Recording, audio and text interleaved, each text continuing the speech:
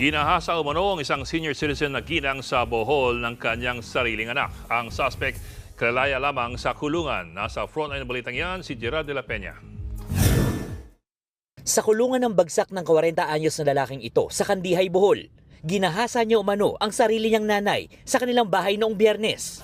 Ayon sa mga pulis, nangyari ang pangahalay ilang araw matapos makalaya ang suspect mula sa 14 na taong pagkakakulong dahil sa kasong murder. He requested permission from her mother na mag-attend lang ng burol po. Tapos, umuwi siya mga 5 o'clock in the morning. Doon po na nangyari yung incident. Sa sister niya po, ang nakawitness. Napag-alaman din ng mga otoridad na dati nang inabuso ng suspect ang kanyang ina. Ilang taon na nakakaraan, sinampahan na ng reklamong rape ang suspect. Duguan at wala ng buhay ng datnan sa loob ng kanyang bahay ang 34 anyos na babaeng ito sa New Bataan, Davao de Oro noong Sabado. Ang biktima, binaril ng kanyang kinakasama. 2 tama ng bala ang kanyang ikinamatay. Maging ang mismong salarin, nasawi rin matapos magbaril sa sarili. Base sa investigasyon, selos ang ugat ng krimen.